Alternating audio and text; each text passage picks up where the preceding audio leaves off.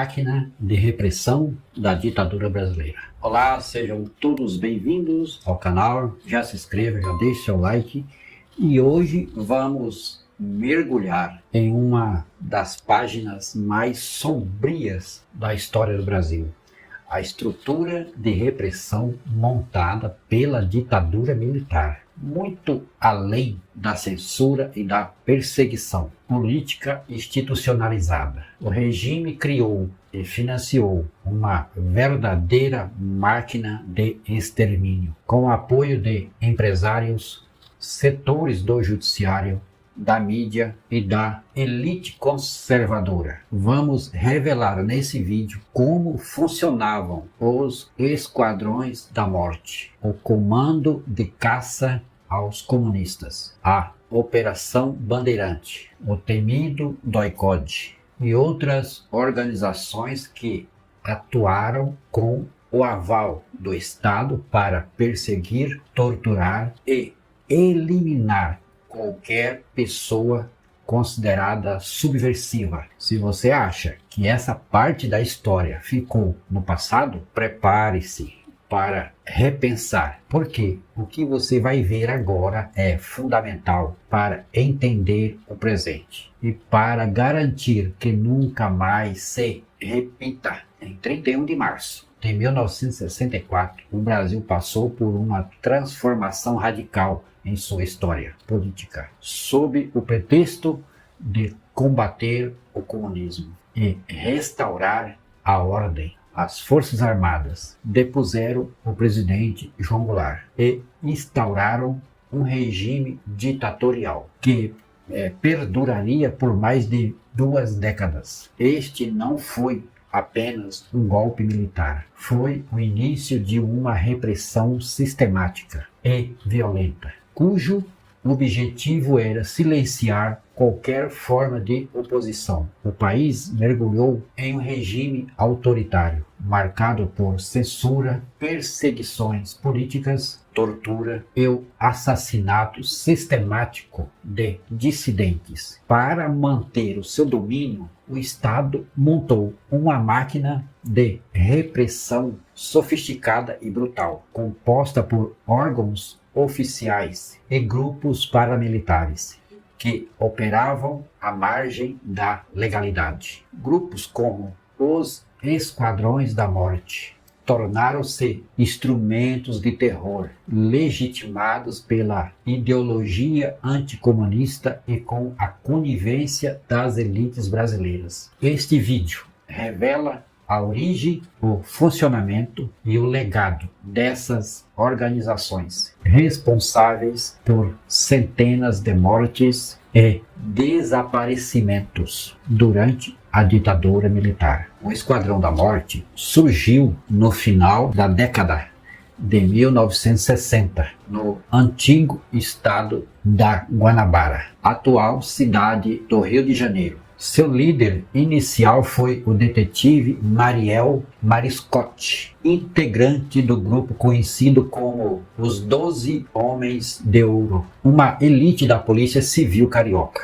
Sua proposta era clara: identificar, perseguir e eliminar o que consideravam ameaças à ordem, composto por policiais civis e militares, membros do judiciário e até políticos. O Esquadrão da Morte recebia financiamento de empresários que viam na violência uma forma eficaz de controle social, atuando sob o discurso de limpeza urbana. O grupo eliminava principalmente pessoas pobres, jovens negros, trabalhadores e moradores de favelas, além de ativistas políticos e suspeitos de envolvimentos com movimentos armados. Seu impacto foi imediato e devastador. Em pouco tempo, o modelo se espalhou para outras regiões do país, inspirando novas formas de extermínio. Um dos exemplos mais notórios foi a criação da Escuderia Detetive Lecoq, que operava sob a mesma lógica de justiça paralela e terror seletivo. O legado do Esquadrão da Morte é sombrio. A legitimação da violência estatal e a normalização do uso de meios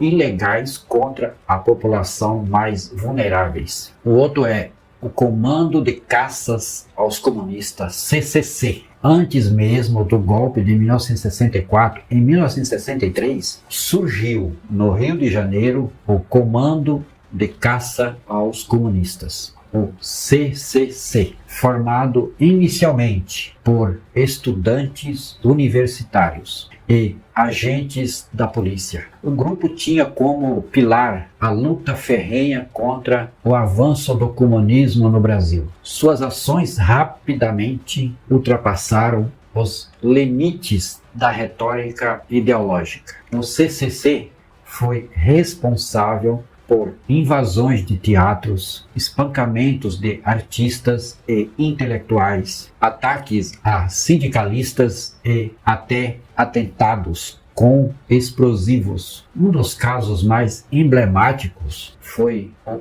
assassinato do padre Antônio Henrique Pereira Neto, em 1973, em plena vigência do AI-5. Apesar de suas práticas claramente terroristas, o CCC contou com apoio tácito e, por vezes, explícito do regime militar. Sua existência revela como o medo do comunismo foi usado como justificativa para práticas extremas de violência contra civis. A Aliança Anticomunista Brasileira, AAB, na esteira dos anos de chumbo, especialmente após o endurecimento político promovido pelo AI-5, surgiu a Aliança Anticomunista Brasileira, AAB, inspirada na Aliança Anticomunista Argentina, AAA. A AAB era um grupo paramilitar de extrema-direita,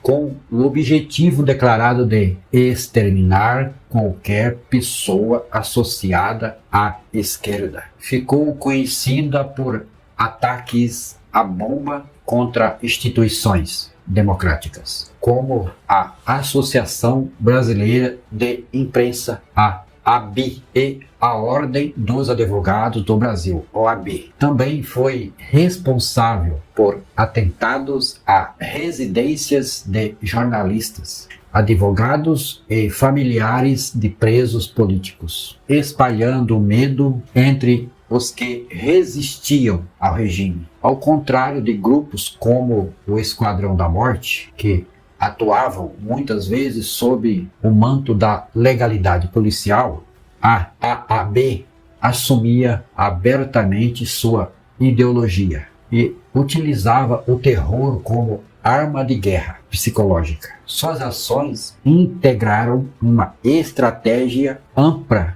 de sufocar qualquer tentativa de organização popular ou oposição ao poder estabelecido. Operação Bandeirante, a OBAN, criada em 1969. A Operação Bandeirante, OBAN, foi uma estrutura de inteligência montada dentro das Forças Armadas. Com base em São Paulo, reuniu agentes do Exército, da Polícia Federal e de outros órgãos de segurança pública, com o objetivo de localizar, prender e neutralizar grupos armados de resistência ao regime. A OBAN se destacou por sua brutalidade e eficiência. Seus agentes foram treinados em técnicas de interrogatório coercitivo, tortura física e psicológica, além de operações clandestinas. Muitos desaparecidos políticos dos anos de 1970 passaram por suas instalações. A UBAN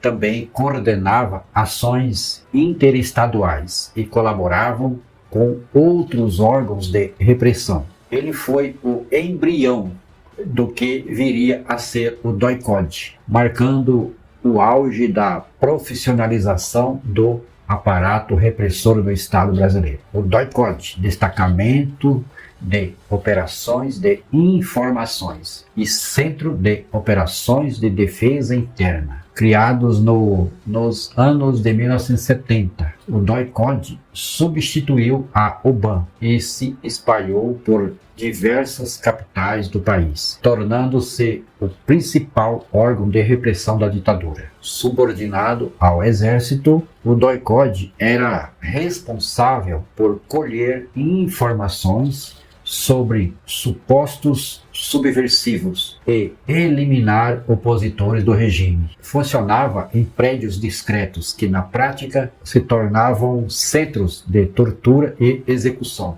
Os presos eram levados sem mandado judicial, mantidos em celas insalubres e submetidos a sessões diárias de tortura. Muitos nunca mais foram vistos. Entre suas vítimas estão o jornalista Vladimir Herzog e o operário Manuel Fiel Filho. O DOI-CODE representa um ponto máximo do terrorismo de Estado no Brasil, utilizando a repressão sistemática como ferramenta de controle político e social, apoio e financiamento. A eficácia da máquina de repressão só foi possível graças ao apoio financeiro e logístico de setores da sociedade brasileira. Empresários, comerciantes e líderes locais forneceram recursos diretos para grupos como o Esquadrão da Morte, garantindo sua manutenção e sua expansão. Além do financiamento, esses grupos contaram com proteção jurídica e impunidade. Investigações eram frequentemente arquivadas ou conduzidas de forma superficial, com o aval do judiciário e do próprio Estado. Essa rede de apoio revela um aspecto pouco discutido da ditadura: o quanto ela se sustentou com o respaldo das elites econômicas e políticas, que viam na repressão um meio de manter privilégios e conter qualquer ameaça ao status quo, a continuidade e o legado. Com o fim da ditadura, os Esquadrões da Morte e outros grupos de extermínio não desapareceram completamente. Durante a redemocratização, muitos de seus membros migraram para novas estruturas de poder paralelo, dando origem às milícias urbanas, que hoje controlam territórios em cidades como o Rio de Janeiro. O legado dessa cultura da violência é evidente: a ideia de justiça pelas próprias mãos, a criminalização sistemática da pobreza e o silêncio cúmplice diante de execuções extrajudiciais continuam presentes na sociedade brasileira. Além disso, discursos autoritários e a defesa da violência estatal persiste na política contemporânea, muitas vezes disfarçados de combate ao crime ou à corrupção. E para concluirmos, a história dos Esquadrões da Morte e dos órgãos de repressão da ditadura brasileira não pode ser ignorada. Ela faz parte da memória nacional e serve de alerta para que os erros do passado não se repitam. É preciso lembrar para compreender, para julgar e julgar, compreender e compreender, para que a impunidade não prevaleça. A verdade histórica é um dever ético e político. Somente ao reconhecer o que foi feito, poderemos construir um futuro mais justo e humano. Iniciativas como museus, centro de documentação e projetos educacionais têm seu papel fundamental nesse processo. Manter vivas as vozes das vítimas, dar rosto às ausências e ajudar a curar feridas que ainda não cicatrizaram. A ditadura acabou, mas o seu legado ainda nos ronda. Cabe a nós enfrentá-lo com coragem, verdade e compromisso com a justiça. E se este conteúdo te ajudou a entender melhor como a repressão foi sistemática, cruel e apoiada por setores poderosos da sociedade, então ajude essa mensagem a alcançar mais pessoas. Curta o vídeo, se inscreva no canal, ative o sininho e, mais importante, compartilhe com quem ainda repete que a ditadura não foi tão ruim assim, porque só existe democracia de verdade quando a memória é respeitada e a verdade encarada de frente. Até o próximo vídeo e lembre-se, sem justiça não há reconciliação. Tchau!